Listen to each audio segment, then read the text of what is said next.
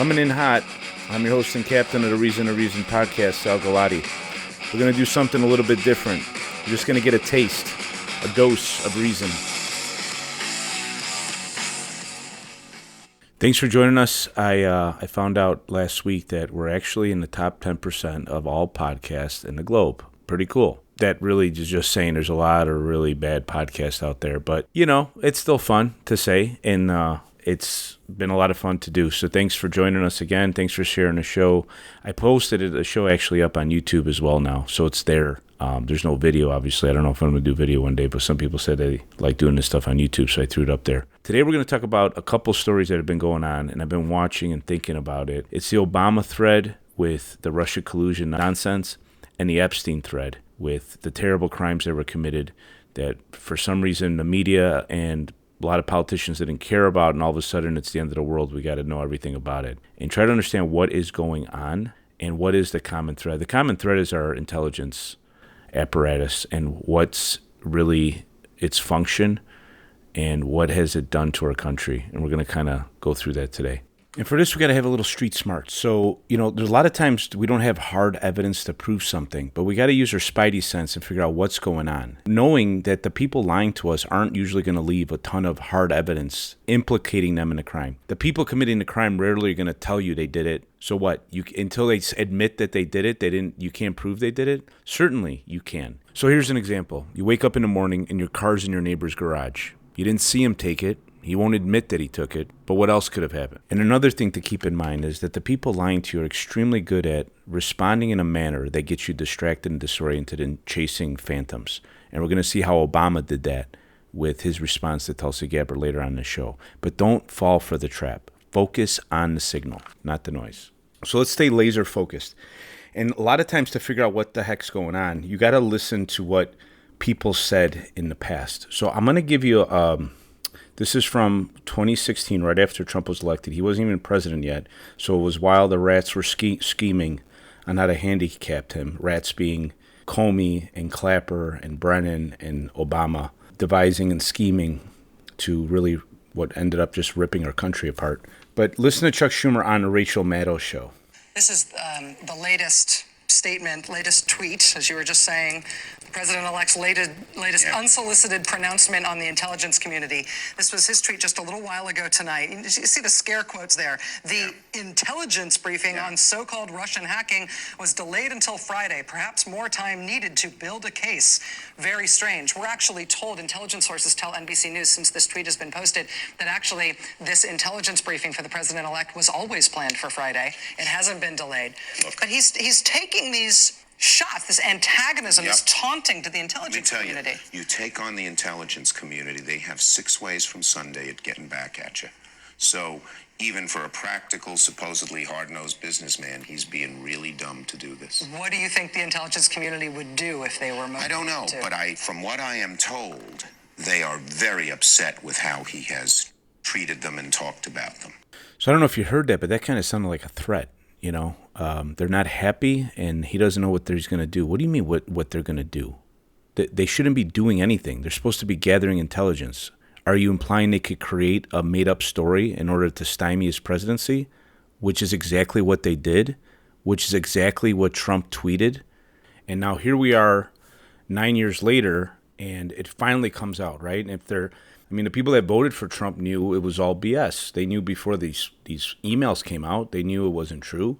But unfortunately, people hate this man so much, Donald Trump, that they're willing to believe anything. And I think there's an element that people's pride just won't allow them to believe that they were lied to so severely. And the unfortunate part is these people now, and this is what's connecting to Epstein, now they're the ones telling you what the truth is, I'll put that in quotation marks, about the Epstein files. So Schumer just said the quiet part out loud. The intelligence community's got 6 ways from Sunday of getting back at you. What does that mean? This is the president of the United States. The intelligence community is going to get back at the elected president of the United States who turned out he was right about it. You know, this is like, not to talk about too many things off tangent, but it's pretty evident now that the CIA had John F. Kennedy killed. Now, they released these files, and it's like, well, where's the evidence? Where's the evidence? Look, you got to kind of deduce from what you do know. and make sense of it. If you're looking for an email between Steve and Bob saying, hey, we're going to kill Kennedy after he gets off the plane in Dallas, you're not going to find that. Obviously, they didn't have emails back then, but you're not going to have anything that overt. This is the CIA. So, like, when it comes to Epstein, did he kill himself? I could see him easily being murdered. That all said, what do you mean by kill himself? So there's like a famous scene in A Godfather where there's a guy that's going to turn and testify against the family. And a guy goes to visit him and essentially just has a conversation with the guy. And it turns out the guy ends up killing himself rather than go forward and testifying. And, you know, there were threats implied there. So Jeffrey Epstein could have killed himself against his will, you know? And technically he killed himself, but he was shown something or forced something. I mean, he's got people he cares about, a lot of money. Who knows where this money went? Does anyone ask where the money went? Isn't that a question we should be asking? Where did all his money go? Maybe there's an answer. I don't know. But that'd be interesting to find out where all of his money went. So Schumer said it. The intelligence agency got 6 ways from Sunday getting back at you. Well, let's see how they exactly got back at him. So here's James Clapper in December of 2017 on the highly credible CNN. And notice how the media worked hand in hand with them in promulgating the lie versus questioning the people that were making these claims and trying to discern whether or not they were telling the truth. This past weekend is illustrative of what a great case officer Vladimir Putin is. He knows how to handle an asset, and that's what he's doing with the president. You're saying that Russia is handling President Trump as an asset? That seems to be that's the appearance to me. So here's the distraction, the obfuscation they're going to use. Trump's just trying to get back at Obama. Trump's just being vindictive, trying to get back at people. No, that's not what this is about. Think of all the downstream consequences of this lie. I mean, we could start at a lie before then, but let's go from this lie forward. And Tulsi in the next clip is going to go through exactly what they did. But we're at a war with Russia right now. Is that related? When you have our intelligence accusing the leader of another nation with nuclear weapons that they colluded in our election when it never happened? Do you remember the press conferences with Trump and Putin in his first term, and they're questioning him, and they want him to say, do you trust Putin or do you trust the intelligence? Well, I guess Putin was telling the truth. Evil Putin was telling the truth. And the intelligence was lying to us. The people that were persecuted, we've been told, oh, everything's on the up and up. The elections are all good. Everything's good. Don't question it. War, people been put in jail, people harassed, people prosecuted, people demeaned, all because of this lie. And are these scoundrels ever going to be held accountable? So let's go now next. Tulsi's going to lay it out real clear what happened, and then we'll catch up. The stunning revelations that we are releasing today should be of concern to every American. This is not about Democrats or Republicans. This has to do with the integrity of our democratic republic and American voters having faith that the votes cast will count. There is irrefutable evidence that detail how President Obama and his national security team directed the creation of an intelligence community assessment that they knew was false. They knew it would promote this contrived narrative that Russia interfered in the 2016 election to help President Trump win, selling it to the American people as though it were true. It wasn't. The report that we released today shows in great detail how they carried this out. They manufactured findings from shoddy sources. They suppressed evidence and credible intelligence that disproved their false claims. They disobeyed traditional tradecraft intelligence community standards and withheld the truth from the American people. In doing so, they conspired to subvert the will of the American people who elected Donald Trump in that election in November of 2016. They worked with their partners in the media to promote this lie, ultimately to undermine the legitimacy of President Trump and launching what would be a years-long coup against him and his administration. So threat to democracy and all this, who was the real threat to democracy? Who was subverting the will of the people? And they lied to ruin his presidency, to handicap him, that with intention. You know, Obama once said election had consequences when he got elected because he was ramrodding a bunch of stuff people didn't want. Elections had consequences. But when the election goes against his will, he used the intelligence agency to lie. Divide the country is really the part that I want you to focus on. So for everyone that was upset about Trump, January 6th, I mean, the stuff will come out on that election. That wasn't all on the up and up. Stuff has come out on that election. But that Trump, resisted a peaceful transition of power, and he's horrendous, and he's this and that. Okay, that's not what we're talking about today. But did Obama facilitate a peaceful transfer of power? I mean, what kind of scoundrel could do what he did and then sit there smiling and shaking President Trump's hand and lying to him? The only thing he told him he needed to do was get rid of General Kelly. Interesting, because he was the key that picked the lock to the whole scam that they were pulling off with the intelligence. And man, the lies go deep. Too much to cover in this episode. Another thing that came out was Hillary's condition in all this. She was on tranquilizers and all kinds of meds. Anyone remember after that 9/11 ceremony when they had to carry her into the car? She looked like a sack of potatoes. Things start to make sense now looking back at it. Can you imagine if she was a president? But anyway, don't want to get too many tangents. Here's how Obama tries to twist and slither out of this fiasco. Obama's office responded to the documents that you've released, calling them bizarre allegations or ridiculous and a weak attempt at distraction. What is your response to the former president? They're doing the exact same thing that people like Senator Warner are doing. He was the head of the Intelligence Committee at the time. They would have to admit and actually address the details of their complicity in this, or their absolute failure in conducting the most basic responsibilities of, again, asking, where is this intelligence coming from? What are the sources?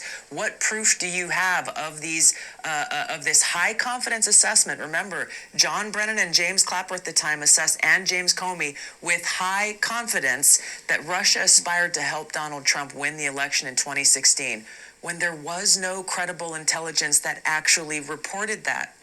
So President Obama's very carefully worded response that came from his office, again, deflects away from addressing any of the truth that was revealed. Right. Senator Warner refuses to speak the truth about how one of our whistleblowers came forward and approached his office numerous times about what had actually occurred, how he wouldn't go along with this fake intelligence manufactured report, was sidelined because of it. And guess what?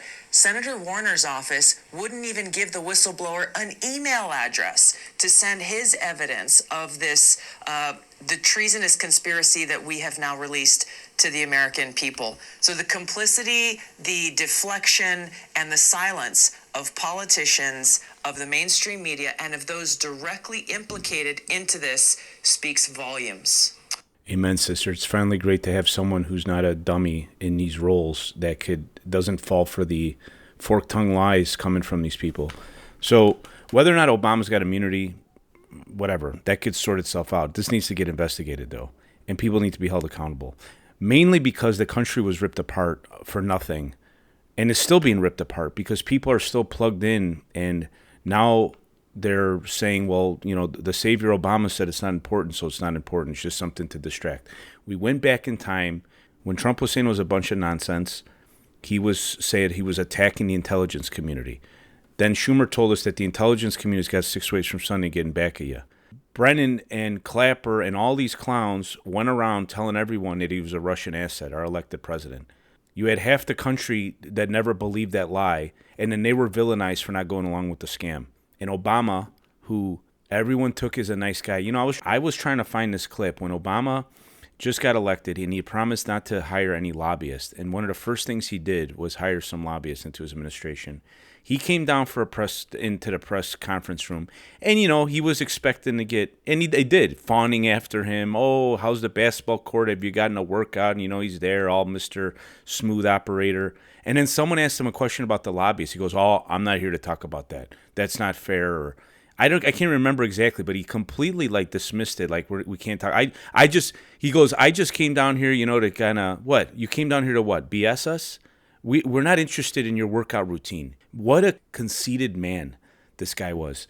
And so conceited that he thought he could do this and get away with it.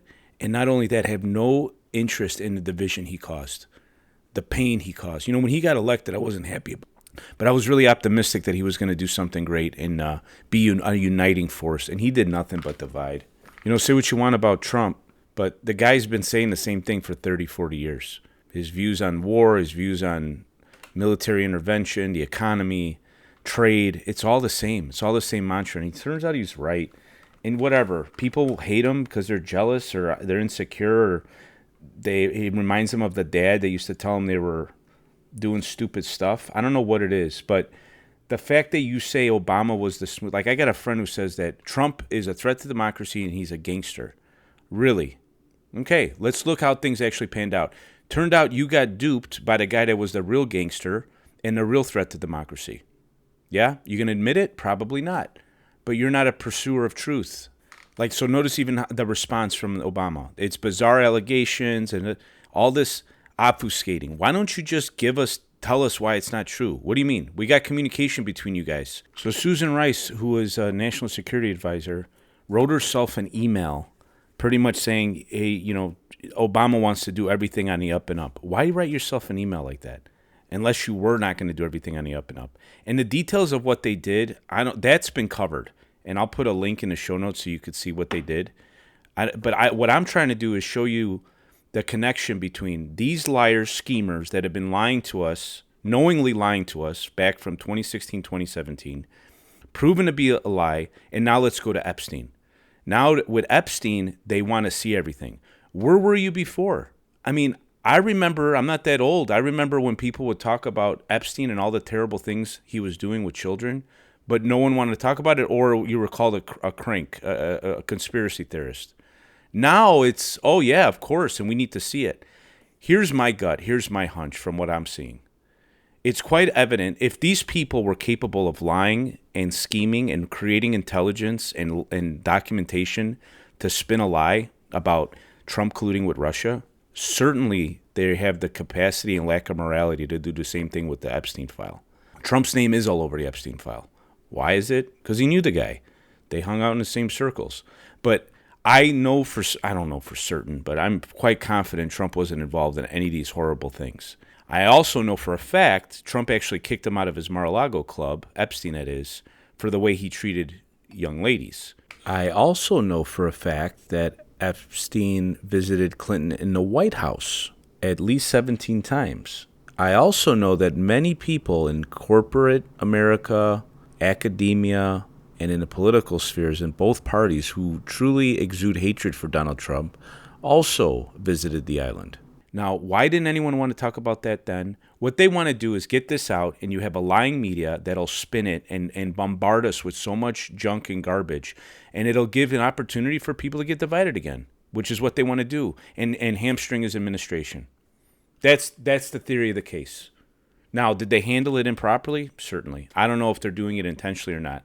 Trump's got a lot of stuff on his plate. I don't know. She said they had the files, we're going to release it, then they don't release it. And when Trump said this Epstein thing's a hoax, I know what he meant. He meant the way they're going to handle it is the hoax, not what happened with Epstein. That's not a hoax. That stuff happened, and people should be held accountable. But I don't think we can continue to be naive enough to think that these people are interested in justice and these children or anything like that. All they're interested is being able to spin this information to hurt Trump and his presidency. I mean, prove me wrong. They did it. We just went through how they did it one time with the Russia collusion nonsense. Now you have the Wall Street Journal comes out and like it's getting so pathetic and they're so desperate that the stories don't even gain traction, that they found a letter that Trump wrote to Epstein with a doodle of a girl. I mean, it's so bizarre and not believable or realistic.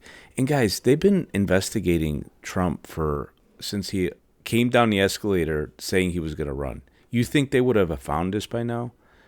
It's not believable. And I'm convinced that really there's a very small percentage of the people that believe any of this. I mean, fringe, bizarre people that are watching these networks like MSNBC and CNN with all the psychotic drugs that they advertise on those networks. I mean, obviously the advertisers are not silly. It's for the viewers of the show. But I don't think anyone really believes it. Just acknowledge you had it wrong. Let the country heal. We've had people at each other's throats over complete lies. Aren't you tired of being manipulated by your puppet masters? I mean, one last thing to say, and then just a thought. Trump's not perfect. He says a lot of things that are crazy and whatever. Who cares? I like him as our president. But here's a guy that actually sacrificed in order to become president. I didn't see that with Obama. Obama's net worth is quite offensive for not doing anything other than being president and then after this fiasco that he's not facing any criminal charges is extraordinarily sad. Did he really help anyone and all these hope and change? I mean, he was a skilled politician in his way to manipulate and move people, but his legacy is one of lies and destruction, and really the only person he really helped was himself. Went in broke, came out multi-millionaire with all kinds of deals. Trump lost money to become president. Trump had a good, comfortable life beforehand. So I'm going to call Obama the obfuscator. Obama the obfuscator. Obfuscate. To make so confused as to be difficult to perceive or understand. He twisted everybody up. He twisted up the intelligence. And now they're trying to run the same plan, the same scam with the same lying media to roll Trump into another quagmire of nonsense that he had no involvement in that. And every decent-minded person in this country knows he didn't have anything to do with it, even if his name appears on a list or if he shook his hand before. These people don't care about those kids. They care about no one but themselves. They made that quite evident. All they're using Epstein for is to ensnare people in a web of lies. And that's the facts of the matter. Sing it! Thanks for joining us for another episode. I hope I got you thinking and out of your comfort zone. Believe me, the biggest fear your government has is a population that is thinking and talking to one another. So get out there, take a risk, start a conversation, make a friend, and reason with each other. Share the show with someone who you think needs to hear it. I wish you peace and love.